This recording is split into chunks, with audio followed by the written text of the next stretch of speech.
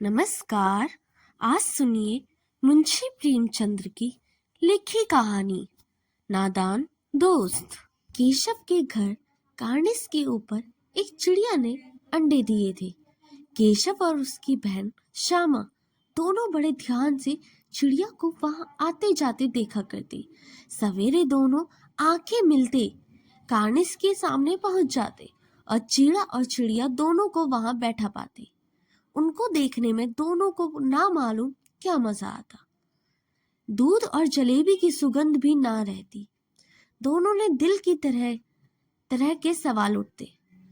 अंडे कितने बड़े होंगे, किस रंग के होंगे, कितने होंगे, क्या खाते होंगे, उनसे बच्चे किस तरह निकल आएंगे, बच्चों के पैर कैसे निकलेंगे, घोंसला कैसा है। लेकिन इन बातों का जवाब देने वाला कोई भी नहीं था। ना अम्मा को घर के काम धामों से फुर्सत मिलती, ना बापूजी को पढ़ने लिखने से।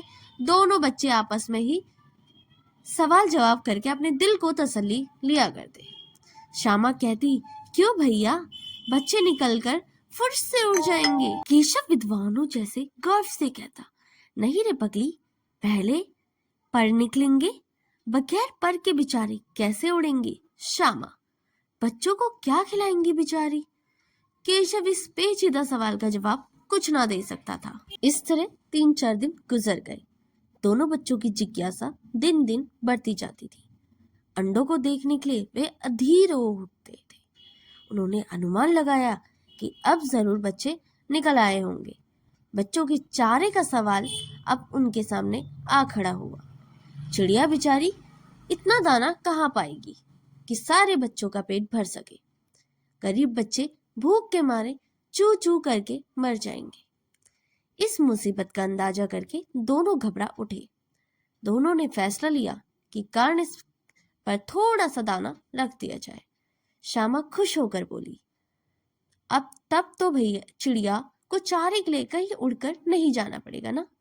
केशव, नहीं, तब क्यों जाएंगी। श्यामा, क्यों भैया, बच्चों को धूप ना लगती होगी।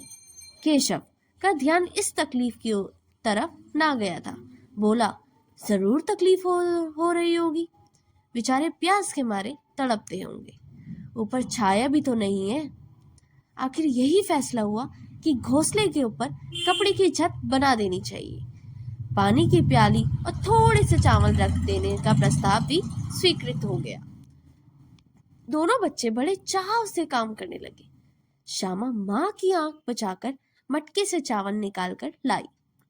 केशव ने पत्थर की प्याली का तेल चुपके से जमीन पर रख दिया और उसे खूब साफ करके उसमें पानी भर दिया। जब चांदनी के लिए कपड़ा कहाँ से लाए, फिर ऊपर बगैर छड़ियों के कपड़ा कैसे करेंगे और कैसे चिड़िया खड़ी हो सकेगी। केशव बड़ी देर तक इसी उधेड़-बुन में रहा। आखिरकार उसे यह मुश्किल भी हल कर ली। श्यामा से बोला, जाकर कूड़ा फेंकने वाली टोकरी उठा ले आओ। अम्मा जी को मत कहना। श्यामा, वह तो बीच से फटी हुई है, उसमें से धूप न जाएगी। केशव ने झल्ला कर कहा, तू टोकरी तो ला, मैं उसमें सुराख बंद करने का कोई हकीमत निकालूंगा। दोनों को काफी मुश्किलों का सामना करना पड़ा था, जिससे वह चिड़िया के अंडों को सुरक्षित रख सके। श्यामा दौड़कर टोकरी उठा लाई और तभी केशव ने अपनी तरकीब लगाना शुरू कर दिया। केशव ने उसके सुराख में थोड़ा सा कागज ठूस दिया और तब टोकरी को एक टहनी से टिकाकर बोला, देख, ऐसे ही घोंसले पर उसकी आड़ से डूब जाएगी। श्यामा ने दिल से सोचा, भैया कितने चालाक हैं। 2 गर्मी के दिन थे, बापूजी दफ्तर गए हुए थे। अम्मा दोनों बच्चों को कमरे में सुलाकर खुद सो गए, लेकिन बच्चों की आंखों में आज नींद कहाँ थी। अम्मा जी को बहलाने के लिए दोनों दम रोके, आंखें बंद किए मौके का इंतजार कर रहे थे। जो ही मालूम हुआ अम्मा जी अच्छी तरह से सो गई है, दोनों चुपके से उठे और धीरे से दरवाजे की सटकनी खोलकर बाहर निकल आए। अंडों की हिफाजत की तैयारियां होने लगी। केशव कमरे से स्टूल उठा ले आया, लेकिन जब उससे काम न चला तो नहाने की चौकी लाकर स्टूल के नीचे रख दी और डरते डरते स्टूल पर चढ़ गया। श्यामा दोनों हाथों से स्टूल पकड़े हुई थी। स्टूल चारों टांगे बराबर न होने के कारण जिस तरफ ज्यादा दबाव पाता था, जरा दिल हिल जाता था। उस वक्त केशव को कितनी तकलीफ उठानी पड़ती थी, यह उसी का दिल जानता था। दोनों हाथों से कार्निस पकड़ लेता और श्यामा को दबी आवाज से डांटता, अच्छी तरह पकड़ वरना उतर कर बहुत मारूंगा। मगर बेचारी श्यामा का दिल तो ऊपर कार्निस पर था। बार बार उसका ध्यान उधर चला जाता और हाथ ढीले पड़ जाते। केशव ने ज्यों ही कार्निस पर हाथ रखा, दोनों चिड़िया उड़ गई। केशव ने देखा कार्निस पर थोड़े तिनके बिछे हुए हैं और उन पर 3 अंडे पड़े थे। जैसे घोंसले उसने पेड़ों पर देखे थे, वैसा कोई घोंसला नहीं था। श्यामा ने नीचे से पूछा, के भैया बच्चे कैसे हैं? केशव, 3 अंडे हैं, अभी बच्चे नहीं निकले। श्यामा, जरा हमें भी दिखा दो भैया, कितने बड़े हैं? केशव, दिखा दूंगा, पहले जरा चिथड़े तो ले आ, नीचे बिछा दूं, बेचारे अंडे तिनकों पर पड़े हुए हैं। श्यामा दौड़कर अपनी पुरानी धोती फाड़कर एक टुकड़ा ले आई। केशव ने झुककर कपड़ा ले लिया, उसकी कई तय करके उसे एक गद्दी बनाई और उसे तिनकों पर बिछाकर तीनों अंडों को धीरे से उसके ऊपर रख दिया। श्यामा ने फिर देखा, हमको भी तो दिखा दो भैया। केशव, दिखा दूंगा, पहले जरा वह टोकरी तो दे दे, 2 ऊपर छाया तो कर दूं।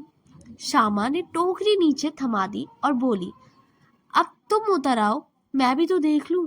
केशव ने टोकरी को एक टहनी से टकाकर कहा, जा दाना पानी तो प्याली में लेकर आ, मैं उतर आऊंगा तो तुझे दिखा दूंगा। श्यामा प्याली और चावल ले आई। केशव ने टोकरी के नीचे दोनों चीजें रख दी और आहिस्ता से उतर गया। श्यामा ने गिड़गिड़ा कर कहा, अब हमको भी तो दिखा दो भैया। केशव, तू गिर पड़ेगी। श्यामा, नहीं गिरूंगी भैया, नीचे से तुम पकड़े रहना।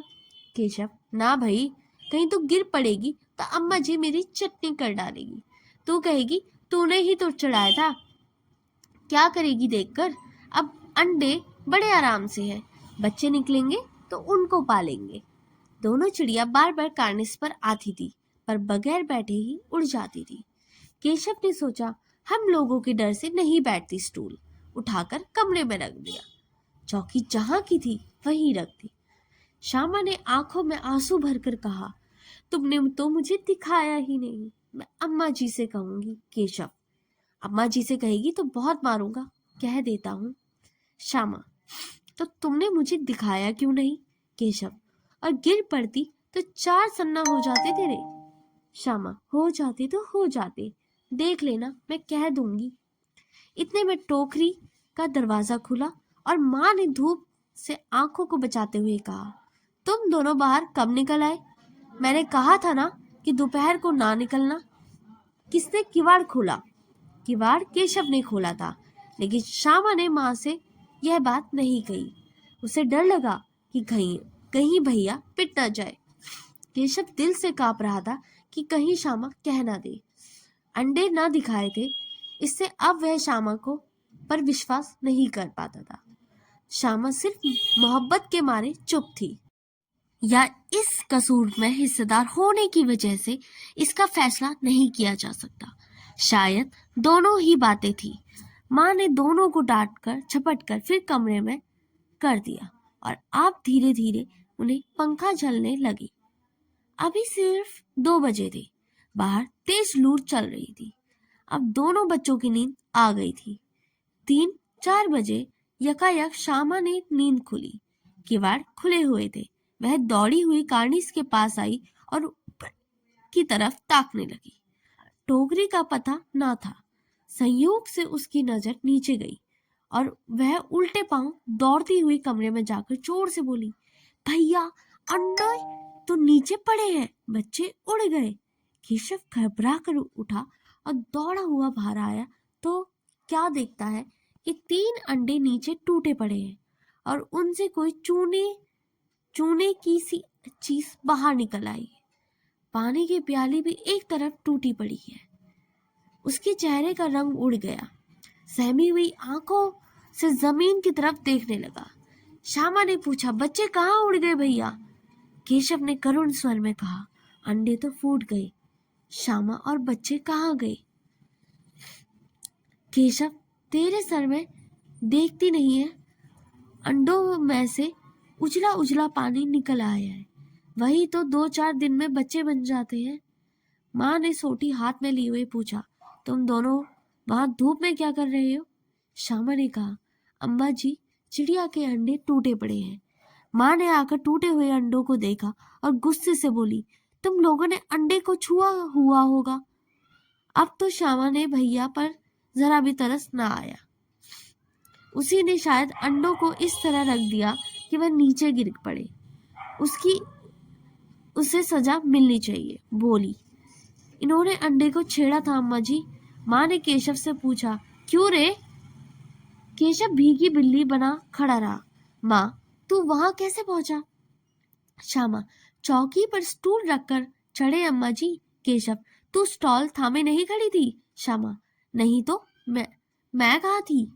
माँ, तू इतना बड़ा हो गया, तुझे इतना भी नहीं मालूम कि छूने चिड़िया के अंडे गंदे हो जाते हैं। चिड़िया फिर उन्हें सेती नहीं। श्यामा ने डरते डरते पूछा, तो क्या चिड़िया ने अंडे गिरा दिए जी अम्मा जी? माँ, और क्या करती? केशव ने सिर झुकाकर पाप पड़े, हाय हाय हाय, तूने 3 जाने ले ली, दुष्ट कहीं का। केशव रोनी सूरत बनाकर बोला, मैंने तो सिर्फ अंडों को गद्दी पर रख दिया था माँ अम्मा जी। माँ को हंसी आ गई, मगर केशव को कई दिनों तक अपनी गलती का अफसोस होता रहा। अंडों की हिफाजत करने के जोग में उसने उनका सत्यानाश कर डाला। इससे याद कर वह कभी कभी रो भी पड़ता था। दोनों चिड़िया वहां फिर ना दिखाई दी। अगर आपको ये कहानी पसंद आई हो तो लाइक करें, कमेंट करें, सब्सक्राइब करना ना भूलें। मिलते हैं अगली कहानी में। तब तक के लिए धन्यवाद।